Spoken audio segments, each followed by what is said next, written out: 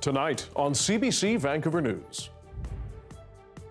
Community helped us a lot in that, so we are really thankful for their support. As loved ones mourn a young man stabbed to death at White Rock, police step up patrols. I am a little bit worried about coming at night. Plus, if it makes it any better, yeah, I would apologize for how it's taken so long. It was never the intention. Lengthy rebuild. More homes are coming to Vancouver's Little Mountain, but the housing minister is not impressed. The entire thing has been, quite frankly, a disaster. And Vancouver's mayor says it would be fun to host a Canucks public viewing party, but I don't think you can just say, hey, look, we want to have a party, let's have fun, and not listen to the experts and the people that have history. The challenges of trying to put together a big hockey gathering after 2 riots. This is CBC Vancouver News.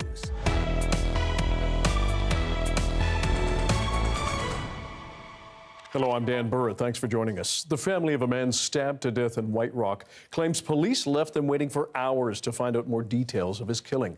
As Michelle Gomez reports, police have boosted patrols amid increased public worry. 2 stabbings in just a few days within blocks of each other. The victim of the first stabbing told CBC News it happened at one of these benches over here.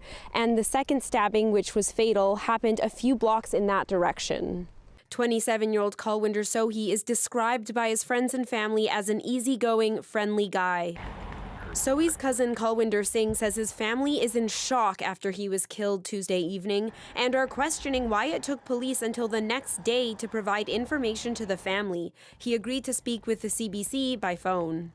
Like the day it happened, they came to our house at 10:30 and they just told us like, your brother has been stabbed in the chest and he's no more, he's passed away.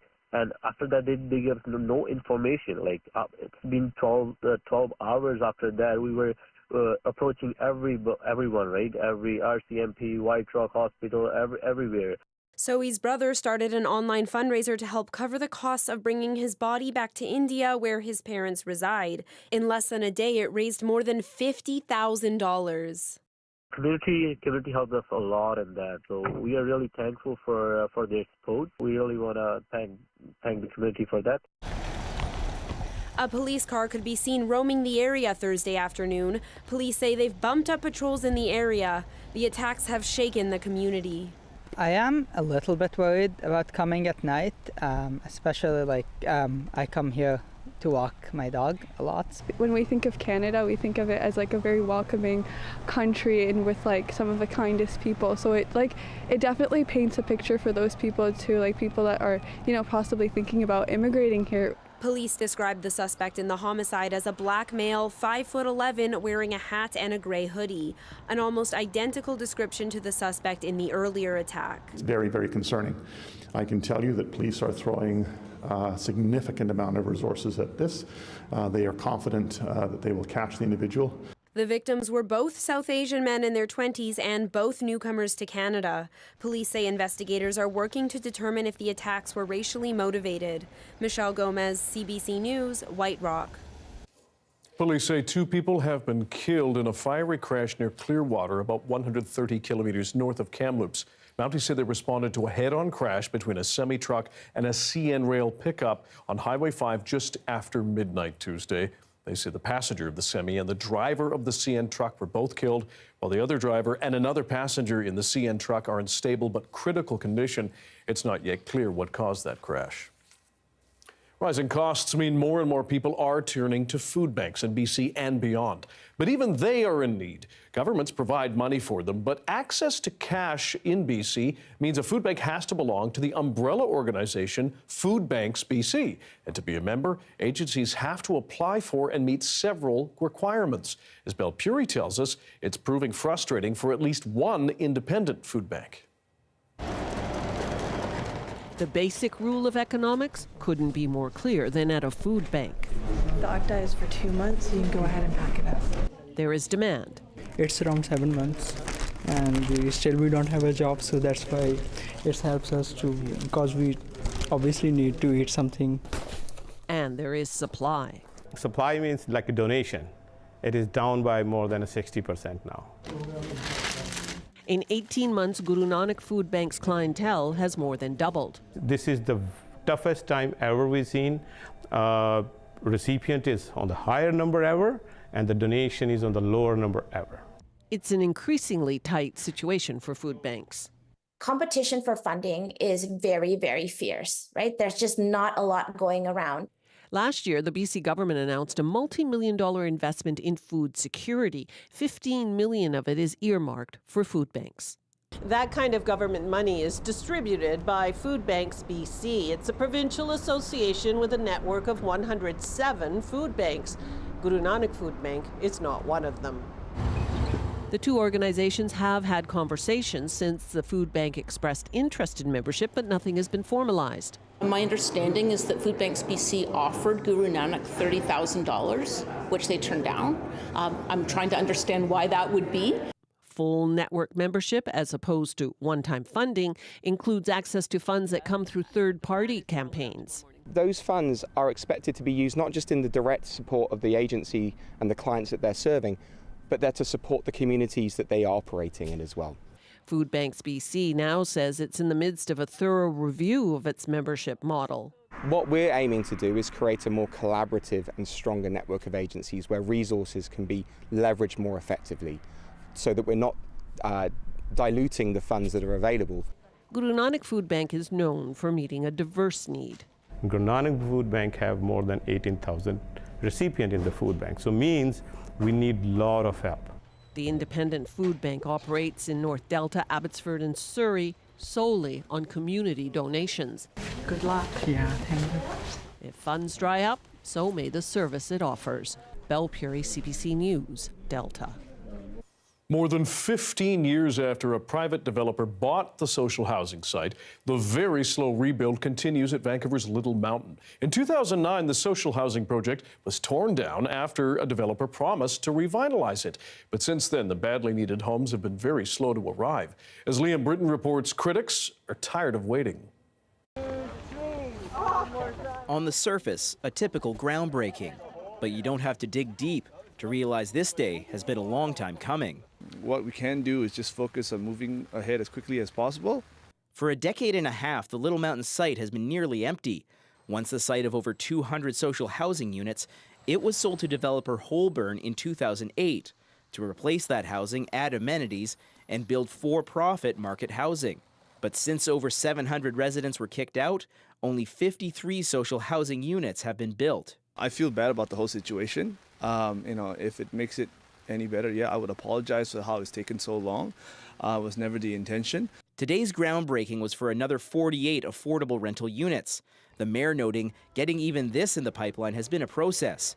His council even loosened requirements for Holborn on the project to speed it up at staff suggestion. This thing was talked about, and there were no shovels in the ground up until we came into office. The province's housing minister is quick to decry how it's all played out. The entire thing has been, quite frankly, a disaster.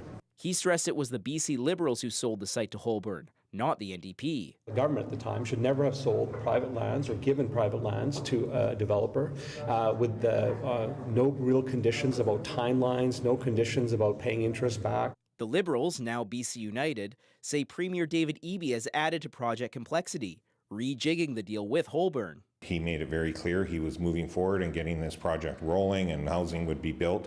We're 3.5 years down the road. Nothing has happened. Holborn says the building started today should be ready by 2026. An advocate for the site and former MLA is skeptical. It would be funny if it weren't so tragic. I mean, 17 years ago, and it's not finished, and it won't be finished for years and years and years. BC Housing says those displaced in 2009 will get the first shot at a new place in the new Little Mountain, after waiting about a decade and a half to move back. Liam Britton, CBC News, Vancouver. Canada's immigration minister was in Delta to announce supports to electric vehicle supply chains. We now want to give additional support to businesses who choose Canada for more than one stage in the manufacturing process.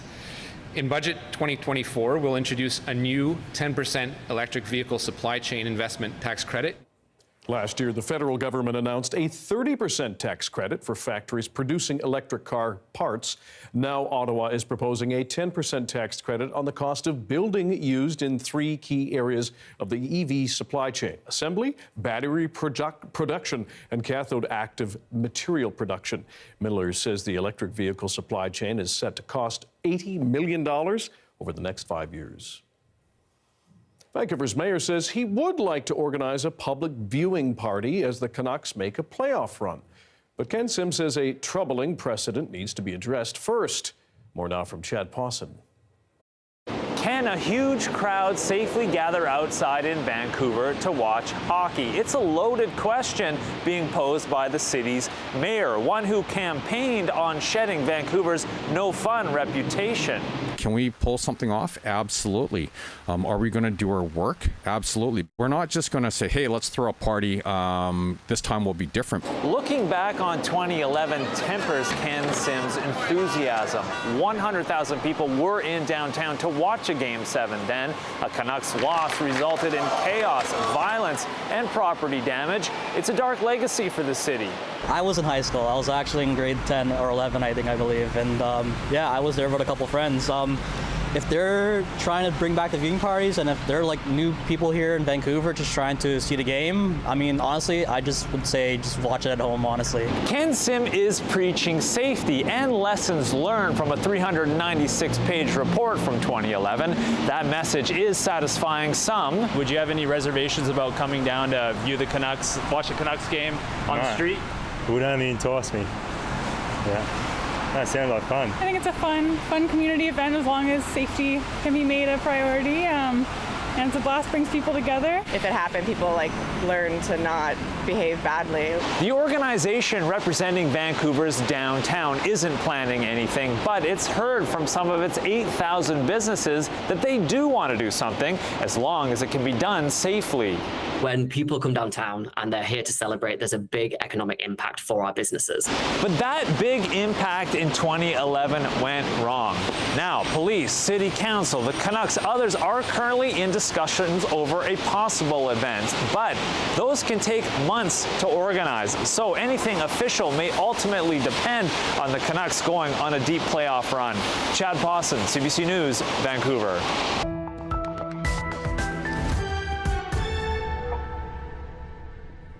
As for after a stressful night, people in the district of Chetwynd are back in their homes.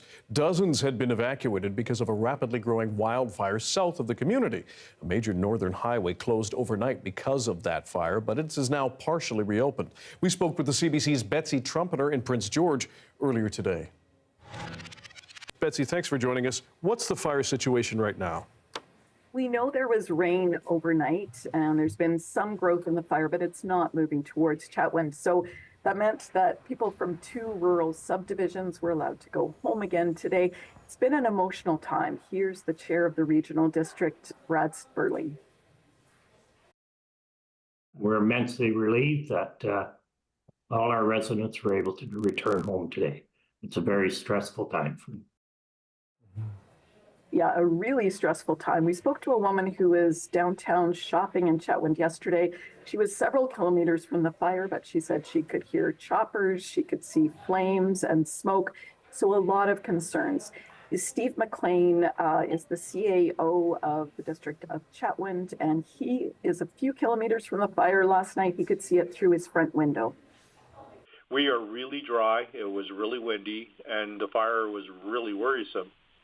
It's always in the back of our minds anymore. Like our forest fire seasons have grown exponentially. And Betsy, this seems like a very early start to the fire season. Is that the case? Officials say it's not really early. It's usually about a week later that they see grass fires in the Peace River region. So not completely out of step. The big issue, though, is that there's been persistent drought ongoing for the last 2 years, extreme level 4 and 5 level drought. And this is also a region of the province where there are so many of those zombie fires, those holdover fires from the last fire season that are still smoldering deep underground. All right, Betsy Trumpeter, live in Prince George for us. Thanks very much. A BC First Nation just north of Lillooet is rediscovering a traditional way of using fire that was once banned. The CBC's Brady Strachan takes us to the front lines of a prescribed burn being used to protect that community ahead of this summer's wildfire season.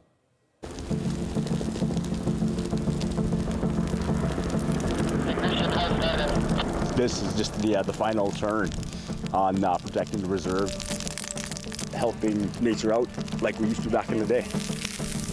Indigenous communities are in a race to protect themselves. They're bringing back a tradition that was banned for decades. We have to learn from our mistakes. Now we have to correct them. We got ticket 4-pack. I'm gonna need some more burners here, you guys. We've been invited to the Bridge River Indian Band, or Hoiston, about 300 kilometers north of Vancouver, where a big plan is unfolding. A diverse team of band members and provincial firefighters is gathering for something unusual. They're not going to stop a fire, they're going to start one with what's called a cultural burn or prescribed burn. So with that being said today, guys, safety is the #1 thing for today. The threat of wildfire is always here and growing. Just last year, the community had to evacuate. So let's help each other out here. Let's get this done here so we can go to another community and keep doing this all around Lillooet so that when fire does come around, we don't have to worry about this kind of stuff anymore. Because frankly, last year I got kicked out of this place twice. Raymond James is leading this crew that will help keep the fire in check. It's not the first time they've done this, but today's burn will be the biggest and most complex. How are you feeling about today? Today's, not gonna lie, it's nervous. Yeah. So, big time thing here. Usually just doing a lot of small burns just around the little reserve of the homeland there. Nothing to this big content here. So this is just the final turn on protecting the reserve and helping nature out like we used to back in the day. All right, David, here we go. Let's do this.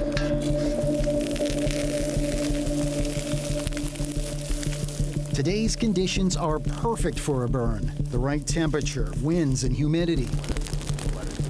The team will carefully manage fire on 151 hectares around the community, lighting it on the ground and from the air. It's looking good in some places, and yeah, we're up to the road there, so we're going to continue on, heading to the south. See the smoke popping up? It's faintly, that's a good sign. Colleen Ross is a veteran wildland fire ecologist hired by Hoiston to help plan this early spring burn. They're using flames to clear the land of tinder, fuel for wildfires. How's it going so far in the day now that we're going? Yeah, it looks really good. You can tell by the smoke, nice and light. Brown means it's consuming things we don't want it to. Okay, yeah. So nice, light, and wispy, getting up and over the mountains, and it'll drift off to where the communities aren't, and that's what we want. That's the goal. That is the goal. It looks really good. Getting to this point was no small feat, a complicated process of preparation and collaboration with many partners, including fire departments and the BC government. We started planning this time last year, actually. So it's a year of planning to get to the stage where we're lighting That's the fire. right. But it makes it that much easier the next time this community wants to do it. That's right. So this is the hard stuff. We're ripping off the Band-Aid. We're like just taking off a huge chunk while we can and while we have the people. So then at future dates, they can come in with a smaller crew. To kind of maintain and just, exactly. Maintain and just chunk off a little bit of pieces at a time and do it by hand. It burns really nice in here. Holy cow. Midway through the burn, we're taken to see a swath of forest the fire has already blackened. Burn boss Bradley Jack is our guide. Hoiston has tried to do a burn here before, but that plan had to be aborted because the conditions weren't right. It's been 5 years now since that burn plan, and it's been on the back burner. There's a lot of coordination to pull this off. Yes, there is. There's a lot of coordination. It takes time. Sometimes it takes 2 or 3 years to get a burn plan together, and then all the science and stuff like that. This is more than just wildfire prevention. It's a reconnection with a cultural practice and expertise that was forbidden. As settlers moved out west in the 1800s, British Columbia became the first province to ban this kind of cultural burning, and the knowledge was lost to First Nation communities. But in recent years, Bridge River Indian Band has brought it back, and now other communities are starting it too. One of the things I learned from fire is it can be your friend and it can be your enemy. You need to embrace it, you need to respect it, and to do that, you need to play with it. That's what we're going to do today. At the nearby Ashcroft Indian Band, another community is learning to change its relationship with fire. Colleen Ross is here to help them on their journey. It's not an easy thing to do. 7 years ago, an out-of-control fire devastated the First Nation, scorching the landscape, burning homes, and leaving the community fearful and scarred. Hey, I want one of those for my garden. Those memories are still fresh for Sharp Hittman and her family. So, any fire here is scary, even a prescribed burn. For me, I'm still unsure because a fire can get out of control. But having said that, with all the people that are here today that are going to be here to control the fire, I guess I can live with it. Yeah, I'll be okay. Climate change is becoming a bigger part of life here, where summer temperatures are often the hottest in Canada. Pittman says the community needs to evolve. When you have catastrophes that happen, everybody learns something from it. And I think that's the big take, is we have to learn from our mistakes. Now we have to correct them. And this is a way of correcting it. So who has never dug garden before? Yeah, okay, awesome. This is super cool. I'm really excited about this.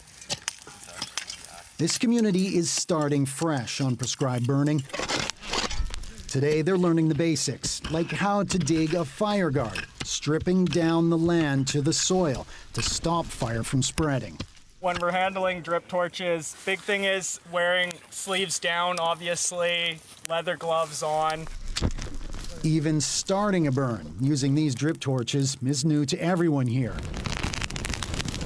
including local volunteer firefighters and 3 teens from the community. 19-year-old Darius Kirkpatrick is keen to protect his band's future. I like this, like how we're doing it on the land, so we can learn from it and live longer without having that problem or having that worry. And I'm really happy to have like all of these new kids get into it and finally get that experience that could help one day. If we all stick to it, I don't think there'll be a fire for quite some time. Yeah, it makes me feel proud. Today's session is just a practice run, but a big step towards a larger goal. The band is planning a significant burn next year, and experts say other communities across Canada need to follow their example. This year, there are 61 prescribed or cultural burns planned in BC, which would treat 47 square kilometers of forest. To put that in context, look south to the U.S. state of New Jersey. It's more than 40 times smaller than BC, but last year the state treated 5 times as much land with prescribed burns. So Matthew, what do you see when you see this forest around us here? So this is an area that had been mechanically thinned about 10 years ago, approximately. Matthew Bourbonnais once fought fires for a living. Now an assistant professor at UBC's Kelowna campus, he studies how we can better prepare for them. Would you like to see a program to have a prescribed burn come through here and burn off all this fuel? That'd be ideal. He's taking us into this forest, not far from where a catastrophic fire destroyed close to 200 homes last August. He says prescribed burning could help stop it from happening again. It's not something that we might do, it's something that we have to do. And we just haven't quite got there. And you say we have to do it. Why do we have to do it? So it's almost like, I don't want to say we're accepting the worst case scenario, but if we aren't moving more towards that proactive mitigation, we're just doing the same thing over and over and over again, and we're going to get the same outcomes. We're kind of setting ourselves up for potential for disaster. Yeah, pretty much. But getting here takes more than just funding and planning. He says people need to pressure governments to do more proactive work around their communities. So I think people just understanding and even asking, like, what is the mitigation plan for where I live? Like, what plans do we have? Why aren't we doing burning? We need to tackle the problem in a different way. A different way, yeah. Fire suppression will always be a part of it. We're always going to need to respond to some fires. But if we can create landscapes that are more resilient to fire, then maybe the impacts of a lot of those fires aren't going to be the same.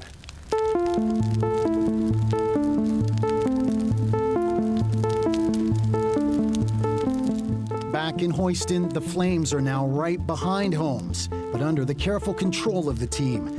The burn is clearing the forest floor of so much fire fuel, and it's still intense. As we walked into the woods to get these images, we got a little too close. Awesome off. Right on, thanks a bunch there, bro. But Raymond James is pleased with the progress his crews have made. At the end of the day, you've burned off all of this fire fuel really close to these people's homes. Yes. So with that being said, it's better to do it now than have the summer weather, us out here at 50 degrees and trying to fight this fire when the flames are 4 times as high and the trees are all getting scorched. Better to do it now while we have control and can take control of the fire there. As evening approaches, fire has burned the land right around the community. Their homes now, hopefully, safer this summer, with plans to share what they've learned. We want to start doing this for other communities as well. How important is it to pass on that knowledge so that more communities can be protected? It's very important because, as you see, the fire's coming a lot sooner. Just mid-February, I was doing burns up in the reserve, and then mid-February, still winter. So times have changed, and the weather has too. The government nearly ended this traditional use of fire, but it's slowly returning at a time when it's more important than ever. Darius Mandavia is our first look at the weather, but amazing work by Brady Strachan and our videographer Chris Corday on that. The coast is getting quite a bit of rain, and we need that. There is an increased risk of fire in other parts of our province, though?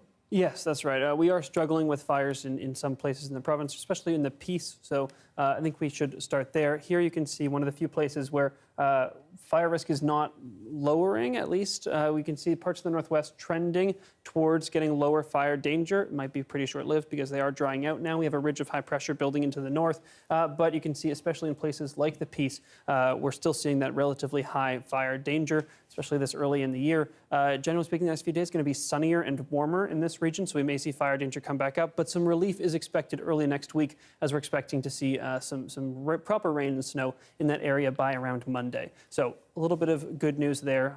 Eventually we'll get there, especially because, as we heard, burning off those fuels is very important because it's those fine fuels at the top that are also really easily soaked by a good rain that can really allow those fires to quickly take off. So any amount of soaking will at least give some reprieve, which is good news.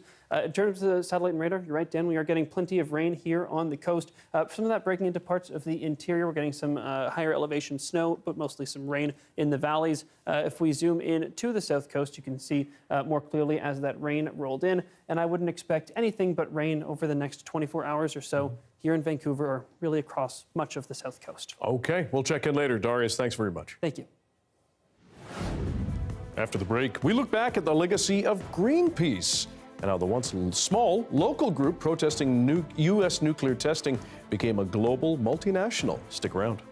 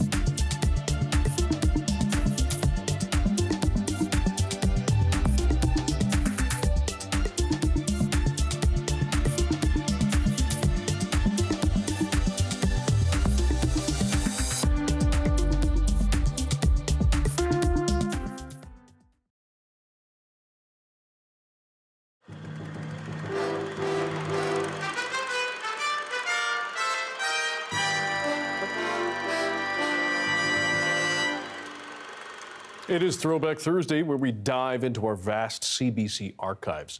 Today, in honor of Earth Week, we're taking a look at the legacy of Greenpeace. Founded in 1971 right here in Vancouver, it's been fighting for environment protection for decades. One of their first demonstrations, a crew of 12 set sail to protest the U.S. testing of nuclear bombs off the coast of Alaska. Today's video takes us to the 20th anniversary of that attempt to prevent that bomb from going off. Have a look. When you see people putting their lives on the line like this for environmental causes, you pretty much know it's got to be a Greenpeace protest.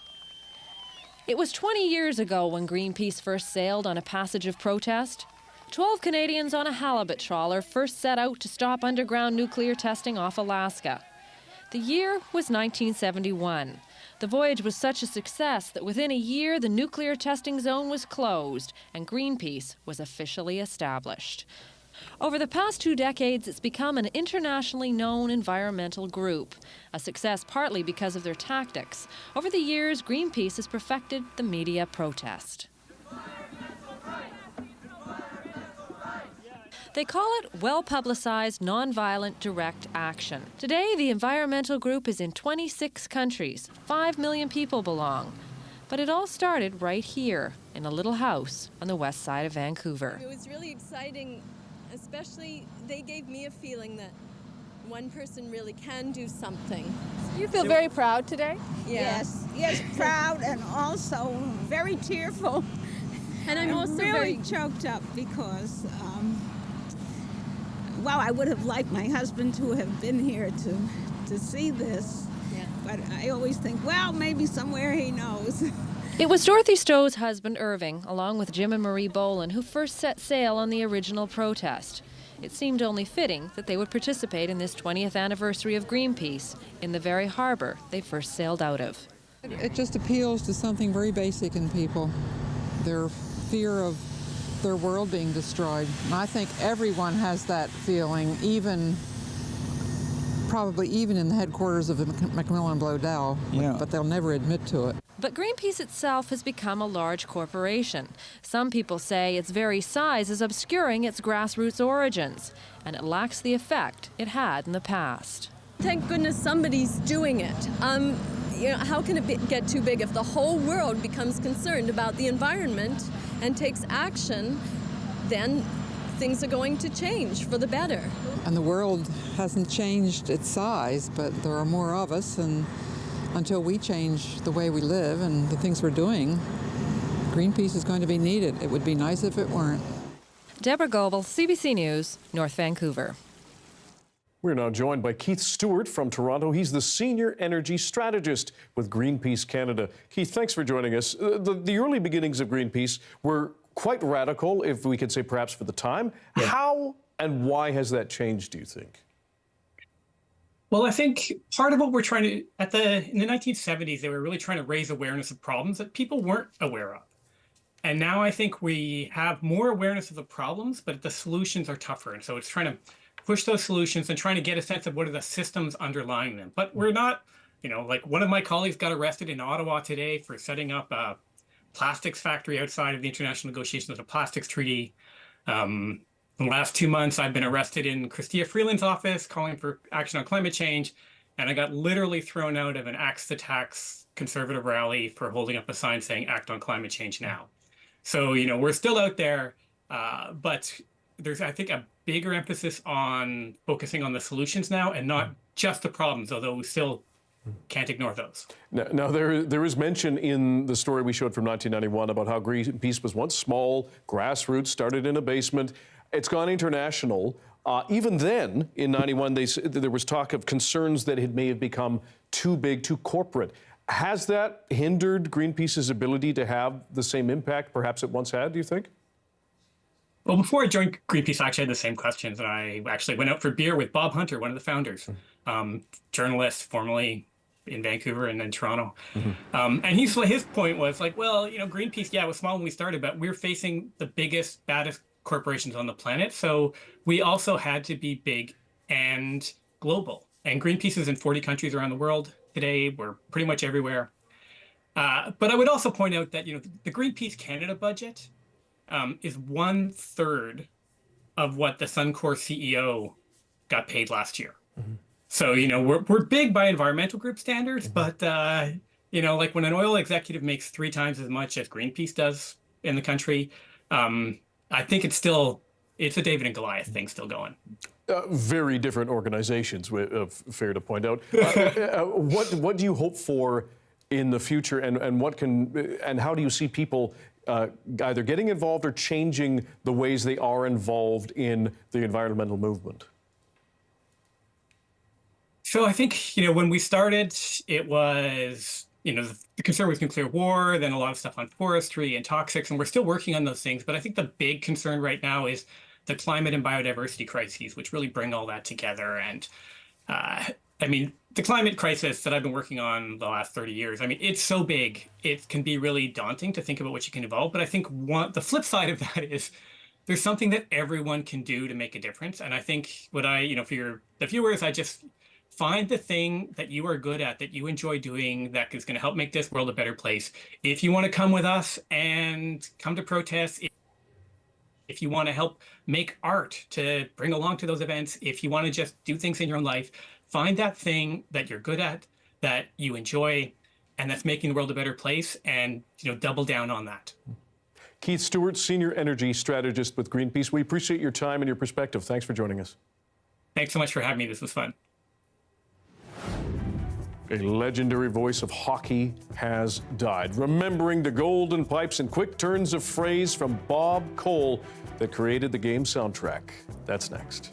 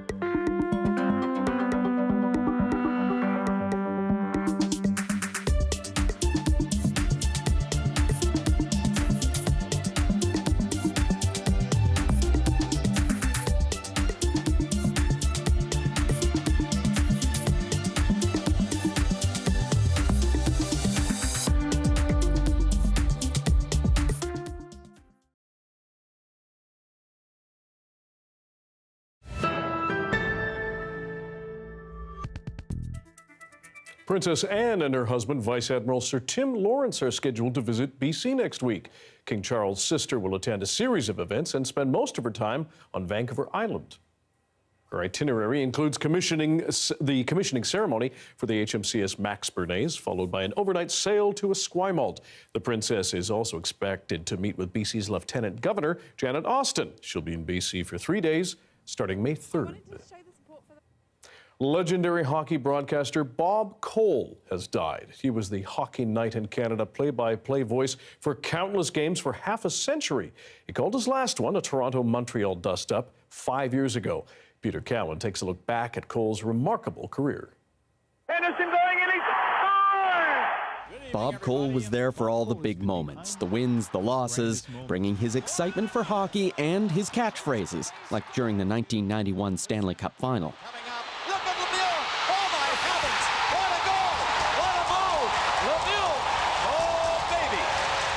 He was the storyteller of hockey for generations of people like me. You could tell what was happening on the ice by the urgency of his voice.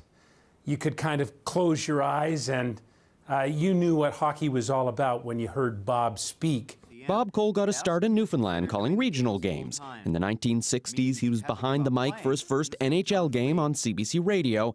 Then in the 1970s, he joined Hockey Night in Canada on television, where he stayed for 50 years. Ron McLean first met Cole when he started hosting Hockey Night in Canada in the 1980s. And Bob Cole walked into the studio and he said, watched the whole game last night. Don't change a thing. And he just, he elevated me then when I was a kid, 26, and he elevated me this weekend when I'm 64. So how do you thank someone for that? Cole was a proud Newfoundlander, and his home was proud of him too. The media box in the Mary Brown Centre in St. John's bears his name. Glenn Stanford has headed a half-dozen professional hockey teams. Bob Cole is synonymous in the hockey industry, and obviously from a provincial perspective, one of our own, proud Newfoundland guys. So, a sad day for hockey and a sad day for the province for sure. For a man who spent decades on television, he didn't like to draw attention to himself. For him, it was all about the hockey. And never mind me or whomever broadcasting, enjoy the game. And I'm trying to pass the message along to the viewers that I am enjoying the game. Done my job. He kept calling games well into his 80s. His last NHL game was just 5 years ago. Bob Cole was 90 years old. Peter Cowan, CBC News, St. John's. After the break, we visit a Vancouver shop known for the biggest collection of Judaica in the city. A first stop for many in the Jewish community this Passover. Stick around.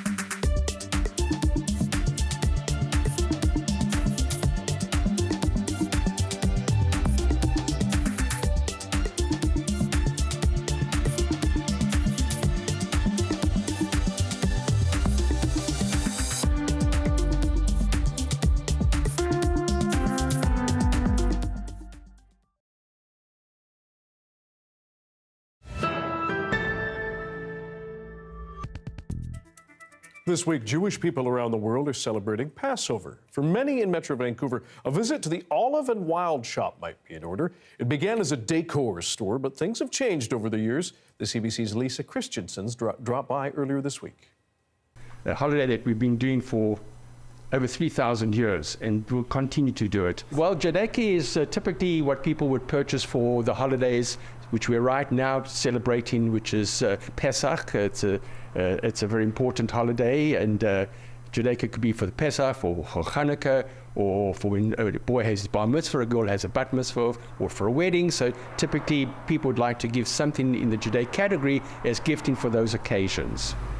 So when the synagogue stopped keeping the product and we saw there was an opportunity, we decided to bring in menorahs for Hanukkah, and it was a great success.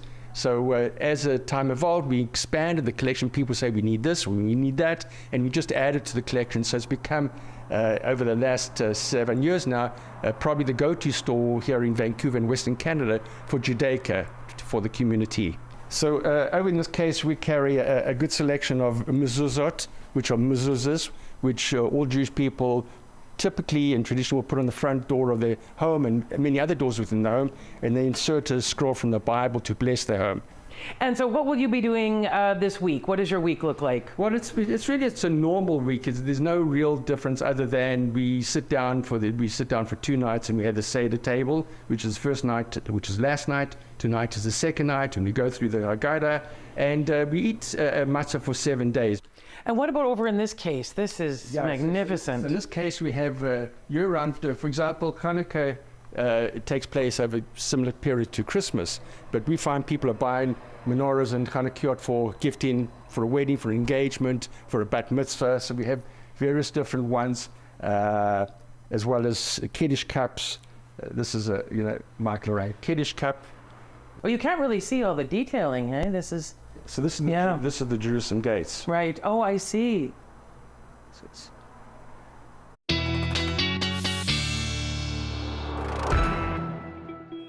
Doris Madavi is back with our BC-wide weather forecast, the full version, and I am enjoying the rain here. I will admit it. I'm glad to hear it, Dan. Very good. They've got a lot more rain on the way.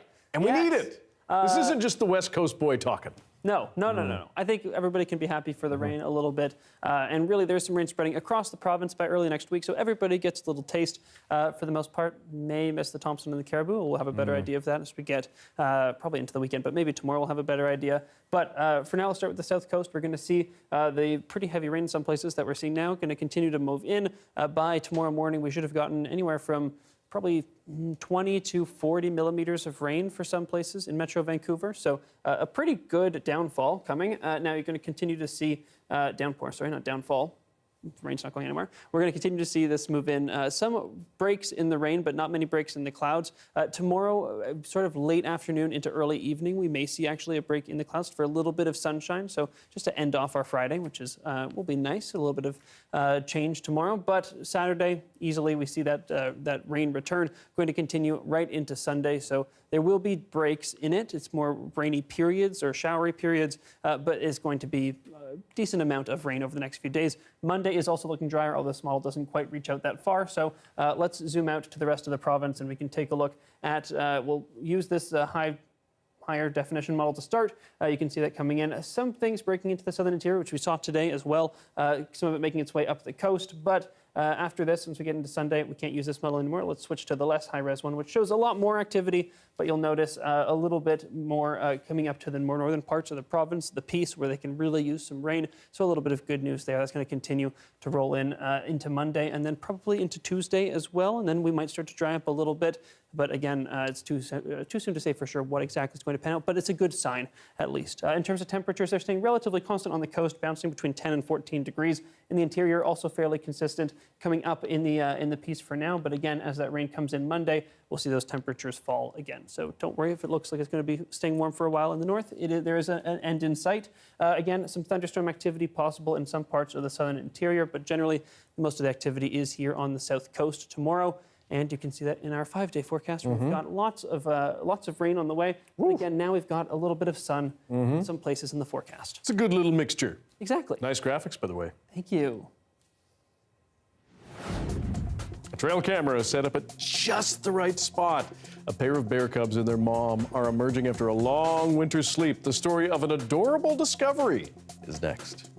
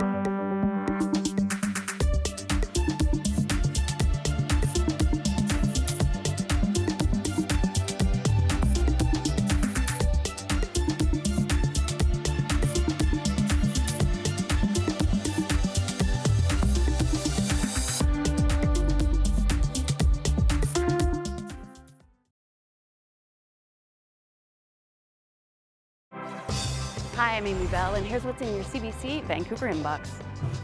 With the changes to how Canada is able to access journalism online and on social media, we want to assure you that when you're looking for CBC News, you'll always be able to find us. Local news, breaking stories, and the latest from around the world is at your fingertips any time of the day with the free CBC News app and online at cbcnews.ca. For news you can trust, download the CBC News app and stay connected wherever you are. A father and daughter were exploring their property in Prince George when they came across quite the find. What seemed to be the den of an animal. So they set up a trail camera to see what they might find. Take a look.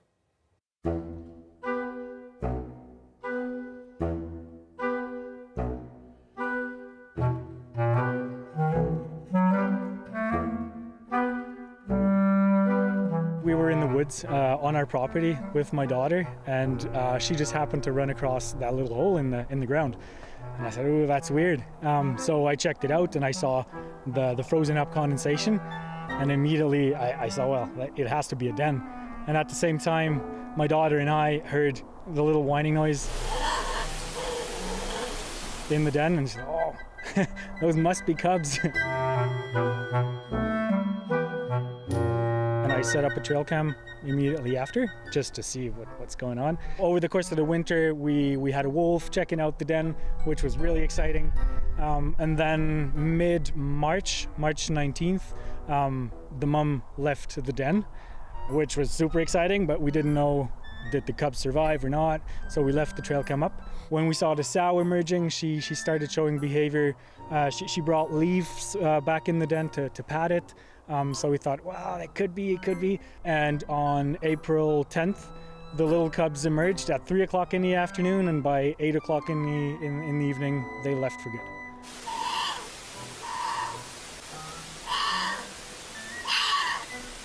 It's their habitat, it's not ours, and we're just guests. We were stoked to see.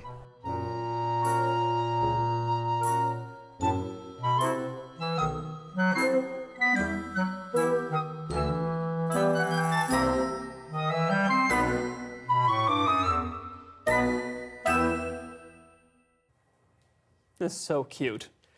They need a snack. I know, we can't get close, so I'm glad for trail cams. Absolutely. Yeah. Thanks for being with us tonight on CBC Vancouver News at 6. You can watch this newscast on CBC Gem, our free app, as well as on YouTube and our website, cbc.ca/BC. And Zara Premji will have your next local news at 11 o'clock, right after the National.